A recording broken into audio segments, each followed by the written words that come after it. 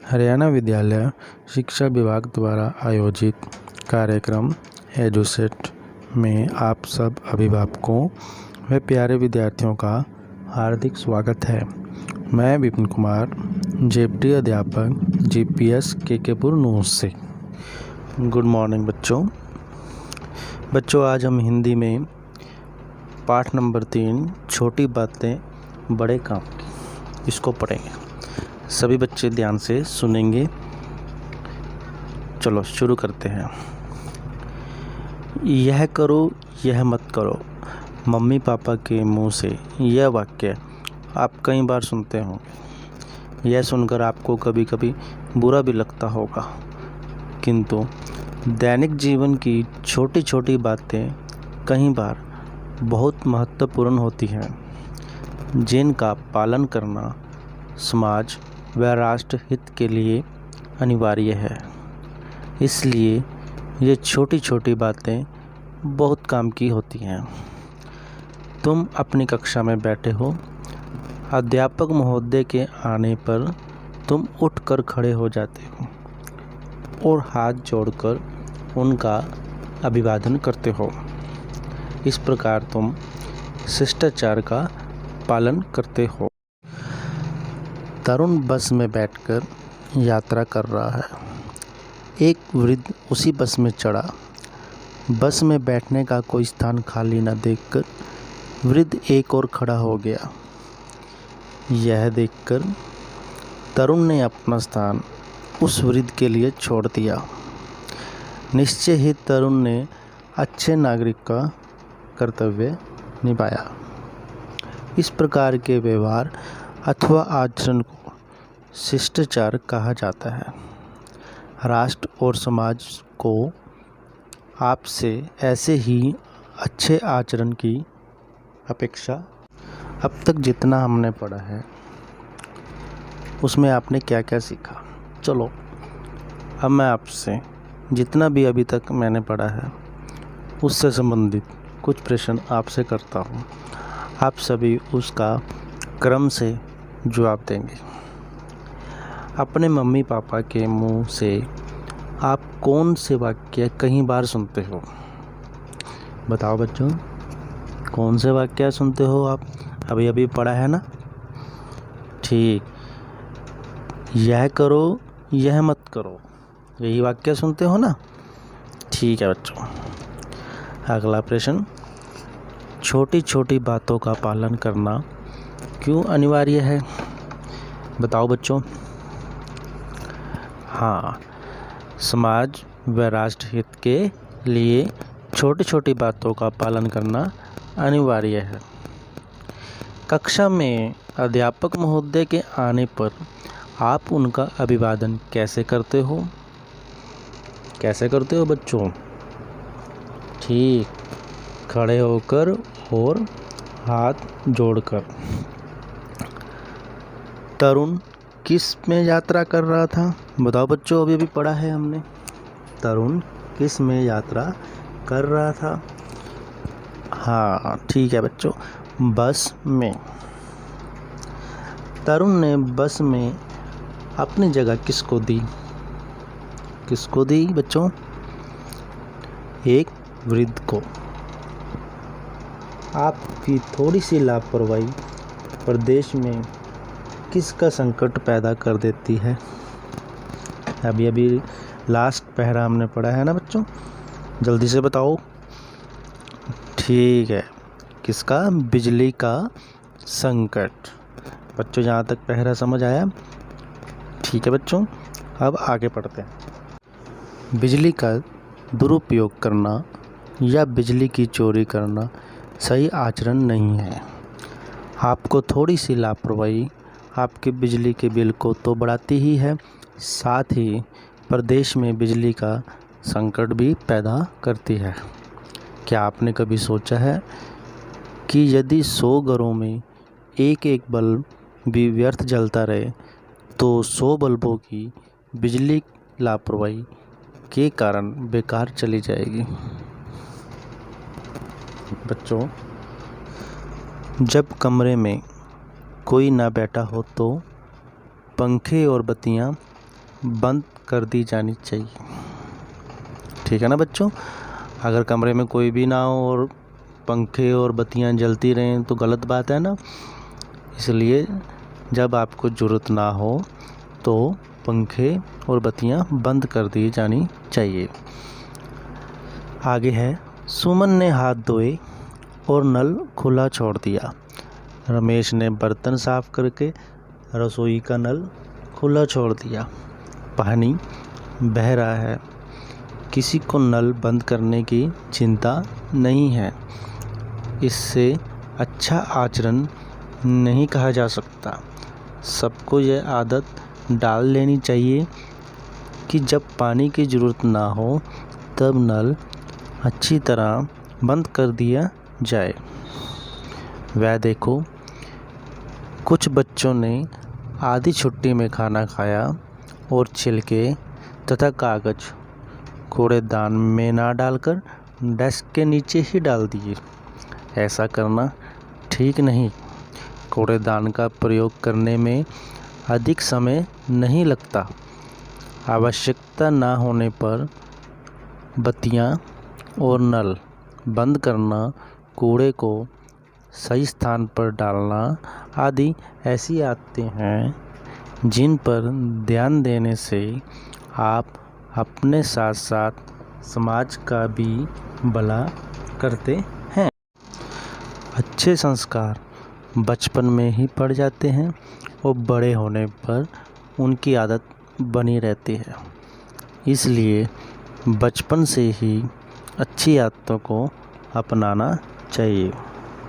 समय का पालन करना, बस पर चढ़ते समय धक्का मुक्की ना करना, अपने से बड़ों का आदर करना, सभ्य भाषा का प्रयोग करना, स्वच्छता का ध्यान रखना आदि कुछ ऐसी बातें हैं जिन्हें अपना लेने से विद्यार्थी सभ्य नागरिक बन सकते हैं। आइए बच्चों, अब शब्दों के अर्थ जानते हैं। पहले नंबर पे है अपेक्षा। अपेक्षा का मतलब होता है उम्मीद। किसी से हम उम्मीद लगाते हैं ना, किसी से अपेक्षा करना, यानी कि उसका सरल शब्द में अर्थ है उम्मीद करना। अभिवादन। अभिवादन का मतलब क्या है? प्रणाम करना या नमस्कार करना। जब अध्यापक कक्षा में आते हैं तो विद्यार्थी खड़े होकर क्या करते हैं? अध्यापक का अभिवादन करते हैं, यानी कि उनको प्रणाम या नमस्कार करते हैं। नेक्स्ट है आचरण। आचरण से क्या मतलब है बच्चों? व्यवहार। किसी के व्यवहार के बारे में पता करना आचरण कहलाता है। दुरुपयोग। दुरुपयोग का मतलब है गलत इस्तेमाल। ये शब्द का प्रयोग कहाँ किया गया है? जब बिजली संकट वाला टॉपिक हमने पढ़ा है ना, बिजली संकट का, उसमें दुरुपयोग का प्रयोग हुआ है। जैसे हम पंखे और बत्तियां बिना किसी कारण के जलाकर छोड़ देते हैं तो उसका क्या हुआ? दुरुपयोग ही तो हुआ बिजली का। ये दुरुपयोग वहीं से आया है, यानी कि उसका हम गलत इस्तेमाल कर रहे हैं। अगला है निश्चय। निश्चय का मतलब होता है पक्का इरादा। नेक्स्ट है व्यस्त। व्यस्त कई बार बोलते हैं ना बच्चों, व्यस्त हैं। व्यस्त है तो यानी कि वो कार्य में लगा हुआ है, यानी कि किसी न किसी कार्य में वो व्यस्त है। अगला है नेक्स्ट संकट। संकट सुना है ना आपने बहुत बार। संकट का मतलब होता है किसी मुसीबत में पड़ना, यानी कि मुसीबत। इसका सही शब्द है मुसीबत। समझ आया बच्चों? इसको आपने अपनी नोटबुक में करना है और एक एक शब्द को अच्छी प्रकार से समझना और उसको याद करना है, ताकि अगली बार जब आपसे कक्षा में मिलेंगे तो इसकी कॉपी आपसे चेक की जाएगी और शब्दार्थ आपसे सुने जाएंगे। ठीक है बच्चों, इसको आप भली भांति अच्छी प्रकार से नोट भी कर लें और उसको याद भी कर लें। ठीक है बच्चों, अब आगे चलते हैं। अब हम पाठ के प्रश्न उत्तर करते हैं। पहला प्रश्न है बच्चों, अध्यापक की कक्षा में आने पर आप किस प्रकार अभिवादन करते हैं? इसका उत्तर इस प्रकार लिखेंगे बच्चों। अध्यापक की कक्षा में आने पर हम अध्यापक का खड़े होकर और हाथ जोड़कर अभिवादन करते हैं। ऐसे ही करते हैं ना बच्चों, जब अध्यापक कक्षा में आते हैं तो आप सब खड़े हो जाते हो, क्लास 10 ऐसे ही बोलते हो ना। तो सेम इसी प्रकार अध्यापक के कक्षा में आने पर हम अध्यापक का खड़े होकर और हाथ जोड़कर अभिवादन करते हैं।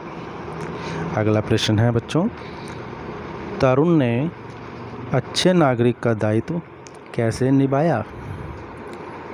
तरुण ने बस में यात्रा करते समय वृद्ध को स्थान न मिलने पर अपना स्थान देकर अच्छे नागरिक का दायित्व निभाया।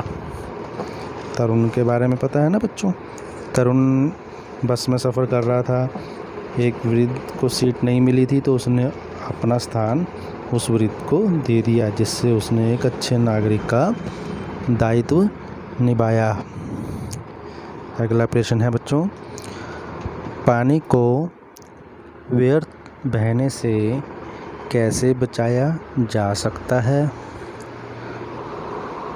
उसका उत्तर है, हाथ तथा बर्तन आदि धोने के बाद नल को बंद करके पानी को व्यर्थ बहने से बचाया जा सकता है। अच्छे नागरिक बनने के लिए कौन सी आदतों को अपनाना चाहिए? बताओ बच्चों, अच्छा नागरिक कैसे बना जाता है, कौन कौन सी आदतें होनी चाहिए? इसका उत्तर है, हमें अच्छे नागरिक बनने के लिए समय का पालन करना, बस पर चढ़ते समय धक्का मुक्की ना करना, अपने से बड़ों का आदर करना, सभ्य भाषा का प्रयोग करना आदि आदतों को अपनाना चाहिए। अगला प्रश्न है बच्चों, प्रदेश में बिजली संकट पैदा होने के क्या कारण है? इसका उत्तर है, बिजली की चोरी करना, बिजली का दुरुपयोग करना प्रदेश में बिजली संकट पैदा करने के कारण हैं। अपने स्कूल व आस पड़ोस को स्वच्छ रखने के लिए आप क्या करते हैं? बताओ बच्चों, आप अपने स्कूल व आस पड़ोस को स्वच्छ रखने के लिए क्या क्या करते हैं? इसका उत्तर है, अपने स्कूल व आसपास को स्वच्छ रखने के लिए हम छिलके, कागज़ आदि को उचित स्थान पर कूड़ेदान में डालते हैं। आप अपने घर में पानी व बिजली की बचत कैसे करते हैं? हम अपने घर में पानी व बिजली का उचित प्रयोग करके पानी व बिजली की बचत करते हैं। नेक्स्ट, पाठ के अलावा और कौन कौन सी अच्छी आदतें हैं जिनसे हम समाज का भला कर सकते हैं? बताओ बच्चों। इसका उत्तर है, शिक्षा का प्रचार करके, स्वच्छता अभियान में सहयोग करके, जागरूकता अभियान में शामिल होकर हम समाज का भला कर सकते हैं। कोई ऐसी घटना बताएं जिसमें आपने किसी की मदद की हो। मदद के उपरांत आपको कैसा महसूस हुआ। उत्तर है इसका बच्चों, दुर्घटना में घायल व्यक्ति को अस्पताल पहुंचाकर उसकी मदद की और मदद करने पर खुशी अनुभव हुई। ठीक है ना बच्चों, हम किसी की अगर मदद करेंगे, कोई अगर मुसीबत में फंसा हो, अगर हम उसकी मदद करेंगे तो हमारे मन को बहुत अच्छा लगेगा। हमेशा किसी मुसीबत में फंसे हुए की हमें हमेशा मदद करनी चाहिए। ठीक है ना बच्चों। नेक्स्ट क्वेश्चन है, मोबाइल के सदुपयोग व दुरुपयोग पर चर्चा करें। मोबाइल के सदुपयोग, हम दूर बैठे व्यक्ति से किसी भी समय बात कर सकते हैं। मोबाइल का प्रयोग हम समय देखने, संदेश भेजने तथा इंटरनेट से जानकारियाँ हासिल करने के लिए कर सकते हैं। ठीक है ना बच्चों, मोबाइल का प्रयोग बहुत उपयोगी होता है ना। हम घर बैठे ही दूर व्यक्ति से या किसी मित्र रिश्तेदार से आराम से बातें कर सकते हैं। इसमें पहले क्या होता था, हमें चिट्ठी या कई बार जाना पड़ता था तो बहुत सारा समय ख़राब होता था ना। अब वो सारा समय बच गया, हम मोबाइल से ही बात करके अपना सारा का सारा समय बचा लिया। परंतु इसके कुछ दुरुपयोग भी हैं, इसलिए मोबाइल को संभल कर चलाना चाहिए। अब हम इसके दुरुपयोग के बारे में चर्चा करते हैं। मोबाइल के दुरुपयोग, मोबाइल का अधिक प्रयोग स्वास्थ्य के लिए हानिकारक होता है। मोबाइल पर दोस्तों के साथ बेकार की गप्पे हाँकने से समय व्यर्थ नष्ट होता है ना बच्चों। इसलिए मोबाइल का हमेशा सही उपयोग करना चाहिए। इसका जब हमें ज़रूरत ना हो तो हमें इसका उपयोग नहीं करना चाहिए। ठीक है ना बच्चों, बहुत ही महत्वपूर्ण क्वेश्चन है ये। नेक्स्ट क्वेश्चन है, आपके घर में किस बल्ब का प्रयोग किया जाता है, यह भी पता करें। किस बल्ब के प्रयोग से बिजली की बचत की जा सकती है। हमारे घर में CFL तथा LED बल्ब के प्रयोग से बिजली की बचत की जा सकती है। ठीक है ना बच्चों, LED और CFL ये एक ऐसे बल्ब हैं जो दूसरे बल्ब की अपेक्षा बहुत ही कम बिजली खर्च करते हैं। इसलिए हमेशा बिजली की बचत करनी चाहिए और ऐसी बल्ब वगैरह लगाने चाहिए जिससे हमारे बिजली का खर्चा कम आए। समझ आया बच्चों।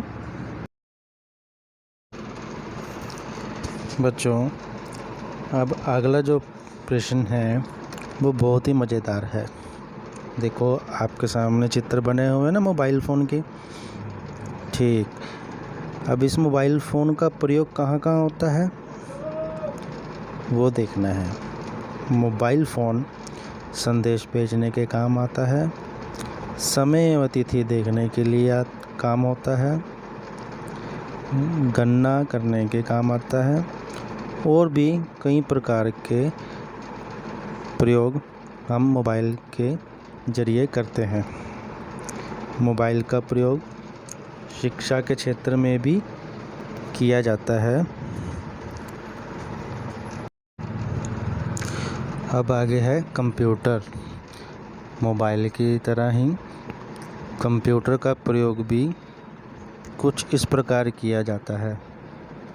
ईमेल करने के लिए, डाटा टाइप करने के लिए, रेखा चित्र बनाने के लिए और भी तरह तरह के कामों में कंप्यूटर का प्रयोग किया जाता है। आज के युग में हमें कंप्यूटर और मोबाइल दोनों का ही आना बहुत आवश्यक है। ये दोनों के दोनों ही शिक्षा के क्षेत्र में भी बहुत महत्वपूर्ण स्थान रखते हैं।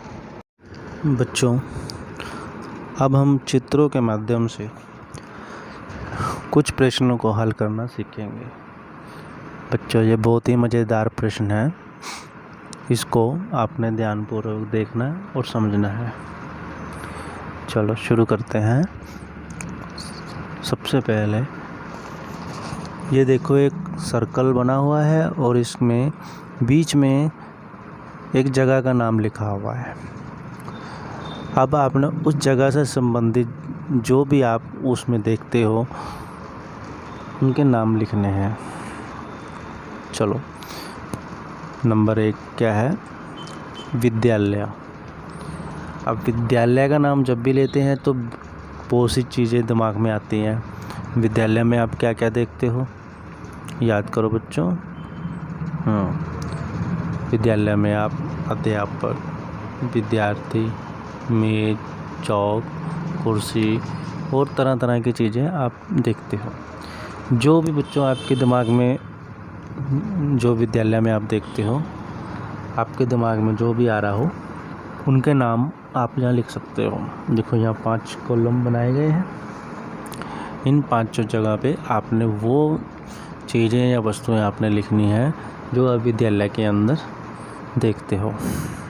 चलो लिखना शुरू करें। पहले नंबर पे क्या देखते हो? अध्यापक, फिर विद्यार्थी, मेज, चौक, कुर्सी। अगर इसके अलावा अगर आपको कुछ और याद हो तो आप वो भी लिख सकते हो। बच्चों, समझ आया क्वेश्चन? अब हम अगले क्वेश्चन पे चलते हैं। अगला है अस्पताल। अब जैसे ही अस्पताल का नाम आता है तो आपके दिमाग में कौन कौन से नाम आते हैं? अस्पताल कभी गए हो तो आपने क्या देखते हो वहाँ पे मरीज भी होते हैं, नर्स भी होती है, डॉक्टर भी होते हैं, टीका भी लगाते हैं और दवाई भी देते हैं। देखो, इतने सारे नाम पहले नंबर पे याद हो गए। तो इन पे आपने क्या क्या करना है, जो जो नाम आपको अस्पताल के अंदर चीज़ें दिखती हैं उनके नाम आपने यहाँ लिखने हैं। तो यहाँ लिखते हैं नंबर 1 पे नर्स। नर्स क्या करती है? नर्स जो मरीज आए होते हैं उनका इलाज करती है, उनको दवाई, टीका या कुछ भी काम हो वो उनका देखभाल करती है एक तरह से। नर्स के बाद और क्या देखने को मिलता है? नर्स के हाथ में क्या क्या होता है? टीका भी होता है। तो एक चीज़ वो भी आ गई ना, टीका। अब आपने क्या लिखना है? टीका। टीका लगेगा तो दवाई भी खानी पड़ेगी। दवाई भी आ गई ना, हॉस्पिटल में आप दवाई भी देखते हो। तो दवाई या टीका किसको लगता है? मरीज को। तो एक नाम और आ गया, मरीज। देखो, अपने आप नाम बनते जा रहे हैं। पहले आया नर्स, फिर आया टीका, फिर दवाई, फिर मरीज, और एक मेन चीज़ तो रह गई यहाँ पे, डॉक्टर। देखो, सभी चीज़ें आ गई ना यहाँ पे। तो अस्पताल के अंदर आपने क्या क्या देखा? दोबारा से शुरू पढ़ते हैं। अस्पताल के अंदर हमने देखा नर्स, टीका, दवाई, मरीज, डॉक्टर। अगर बच्चों आपके दिमाग में कुछ और आ रहा हो तो वो भी लिख सकते हो। ज़रूरी नहीं कि जो मैंने लिखा है वही सही है। सही तो है, मतलब कि आप अपने तरफ से इनके अलावा कुछ और भी डाल सकते हो जो आप अस्पताल में देखते हो। ठीक है बच्चों? अगला है बच्चों रेलवे स्टेशन। रेलवे स्टेशन का नाम कभी भी लेते हैं तो बच्चों के चेहरे पे मुस्कुराहट आ जाती है। बस कभी भी घूमने जाना हो, कहीं जाना हो, रेलवे स्टेशन या बस स्टैंड। अब रेलवे स्टेशन पे जैसे ही नाम आता है तो सबसे पहले ध्यान अपना कौन सा आता है, ट्रेन का। और अच्छा चलो, रेलवे स्टेशन पे आप कौन कौन सी चीज़ें देखते हो? रेलवे स्टेशन पे सबसे मेन चीज़ है ट्रेन, उसके बाद यात्री, कुली, प्लेटफार्म, टिकट घर और बहुत सी चीज़ें हम वहाँ पे देखते हैं। अब जो जो चीज़ें आपको याद हैं उनके नाम आपने यहाँ पे लिखने हैं। लिखें फिर बच्चों। पहले नंबर पे क्या लिखा हमने? कुली। कुली कौन होता है बच्चों? जो यात्रियों का सामान खुद उठाता है और उसको उठा के वो ट्रेन तक, या जो ट्रेन से आए होते हैं उनका सामान उठा के बाहर तक छोड़ता है, और कुली होता है। टिकट घर। टिकट घर का मतलब पता है बच्चों?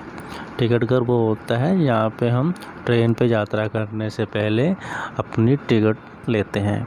अगर हम टिकट नहीं लेंगे तो बहुत बड़ा जुर्माना देना पड़ता है, इसलिए कभी भी यात्रा करने से पूर्व पहले टिकट ले लेना चाहिए। उसके बाद यात्री। देखो ट्रेन है तो यात्री भी होंगे। अब यात्री तो दिखेंगे, कोई भी आप रेलवे स्टेशन पे देख लो आपको यात्री दिखेंगे। फिर ट्रेन। ट्रेन तो सबसे इम्पोर्टेंट है, रेलवे स्टेशन पर ट्रेन ही सबसे इम्पोर्टेंट है। प्लेटफार्म। प्लेटफार्म उसे बोलते हैं जहाँ पे आप खड़े होकर ट्रेन को पकड़ते हैं, या ट्रेन पर चढ़ते हैं, या ट्रेन से उतरते हैं। तो प्लेटफार्म वो स्थान है जहाँ पर ट्रेन आकर रुकती है या ट्रेन वहाँ से चलती है। ये चीज़ें समझ आई बच्चों? अब आपको पता लग गया कि रेलवे स्टेशन पर क्या क्या चीज़ें या क्या क्या वस्तुएं देखने को मिलती हैं। हाँ, अब इनको आपने खुद याद करना है और अपनी नोटबुक में नोट भी करना है। ठीक है बच्चों? आज बच्चों हमने अपनी हिंदी की पाठ्य पुस्तक का तीसरा पाठ पढ़ा। पाठ का नाम छोटी बातें बड़े काम की। इस पाठ को पहले हमने पढ़ा, समझा और इसमें ये जाना कि हमें हमेशा अच्छी बातों का अनुसरण करना चाहिए। अब तक बच्चों हमने क्या जाना इस पाठ में? इस पाठ में सबसे पहले हमने जाना शिष्टाचार के बारे में। शिष्टाचार में क्या हुआ बच्चों? अध्यापक कक्षा में आता है और आप सब उनका खड़े होकर अभिवादन करते हैं, तो इससे आपके शिष्टाचार का पता चलता है। दूसरे नंबर पे क्या जाना आपने? एक अच्छे नागरिक होने का कर्तव्य निभाया। कैसे निभाया? हाँ, तरुण बस में यात्रा कर रहा था ना, जब उसने अपना स्थान किसी वृद्ध को दे दिया, तो इस प्रकार उसने एक अच्छे नागरिक का कर्तव्य निभाया। और बच्चों क्या सीखा आपने इसमें? इसमें आपने सीखा बिजली की बचत के बारे में। जब बिजली की ज़रूरत ना हो तो पंखे, बत्तियां सब बंद कर देनी चाहिए ना। बिजली की बचत किस प्रकार करनी चाहिए, सब कुछ सीखा ना इसमें आपने। इसके बाद पानी की बचत। जैसे बिजली की बचत वैसे पानी की बचत। जब ज़रूरत ना हो तो आपको नल वगैरह बंद कर देने चाहिए। इस प्रकार पानी की भी बचत होती है। और आखिर में हमने सीखा स्वच्छता के बारे में। जिस प्रकार हम छिलके, कूड़ा कुछ भी ज़मीन पर नहीं रखना चाहिए, उससे क्या होता है, गंदगी फैलती है, तो उससे हमें उठा के एक कूड़ेदान में डाल देना चाहिए, जिससे हमें स्वच्छता का ज्ञान होता है। और अंत में हमने सीखा मोबाइल और कंप्यूटर के बारे में। वो उनमें क्या है, उनके सदुपयोग क्या हैं, उनके दुरुपयोग क्या हैं, उनके बारे में हमने जाना। और सबसे महत्वपूर्ण स्थान उनका शिक्षा के क्षेत्र में है, अगर उसका सही प्रकार से सदुपयोग किया जाए। ठीक है बच्चों, समझ आया? ये सब बातें हमने आज के पाठ नंबर 3, छोटी बातें बड़े काम की इसमें सीखी हैं। अब आगे चलते हैं बच्चों। अब आपने अपने गृह कार्य में जो काम करना है उसको नोट कर लें। आपको शब्दार्थ याद करने हैं। इस पाठ के प्रश्न उत्तर लिखने व याद भी करने हैं और पाठ में से ही एक सुंदर सा लेख लिखना है। ठीक है बच्चों, ये सब काम आपने करना है। अब आगे मिलेंगे अगले पाठ के साथ। धन्यवाद।